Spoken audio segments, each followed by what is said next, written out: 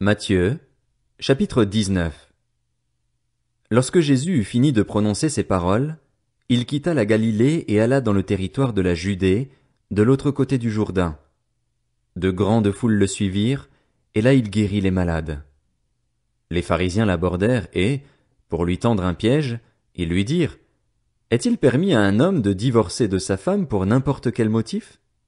Il répondit: N'avez-vous pas lu que le Créateur, au commencement, a fait l'homme et la femme et qu'il a dit: C'est pourquoi l'homme quittera son père et sa mère et s'attachera à sa femme, et les deux ne feront qu'un. Ainsi, ils ne sont plus deux mais ne font qu'un. Que l'homme ne sépare donc pas ce que Dieu a uni. Pourquoi donc, lui dirent-ils, Moïse a-t-il prescrit de donner une lettre de divorce à la femme lorsqu'on la renvoie?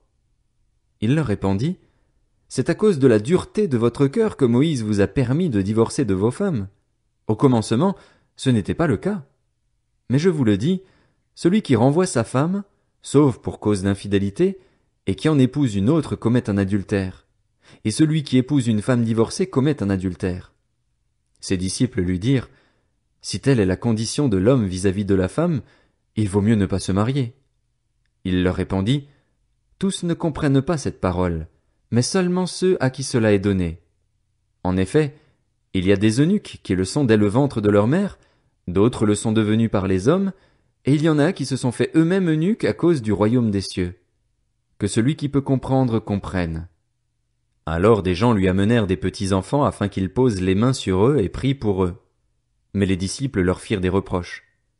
Jésus dit: Laissez les petits enfants, ne les empêchez pas de venir à moi, car le royaume des cieux est pour ceux qui leur ressemblent. Il posa les mains sur eux et partit de là. Un homme s'approcha et dit à Jésus: Bon maître, que dois-je faire de bon pour avoir la vie éternelle? Il lui répondit: Pourquoi m'appelles-tu bon? Personne n'est bon, si ce n'est Dieu seul. Si tu veux entrer dans la vie, respecte les commandements. Lesquels? Lui dit-il.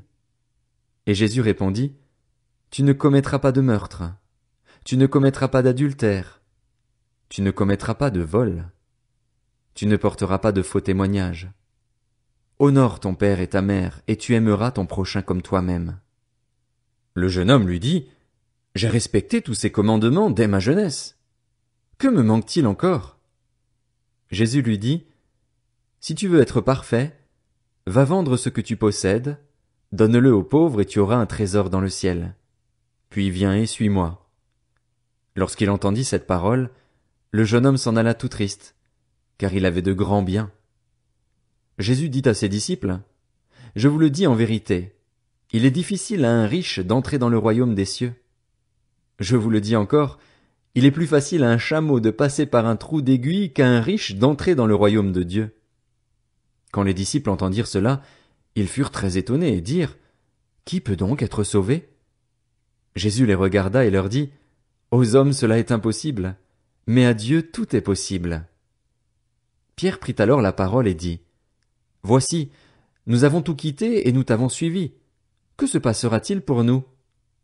Jésus leur répondit: Je vous le dis en vérité, quand le Fils de l'homme, au renouvellement de toutes choses, sera assis sur son trône de gloire, vous qui m'avez suivi, vous serez de même assis sur 12 trônes et vous jugerez les 12 tribus d'Israël. Et toute personne qui aura quitté à cause de moi ses maisons ou ses frères, ses sœurs, son père, sa mère, sa femme, ses enfants ou ses terres, recevra le centuple et héritera de la vie éternelle. Bien des premiers seront les derniers et bien des derniers seront les premiers.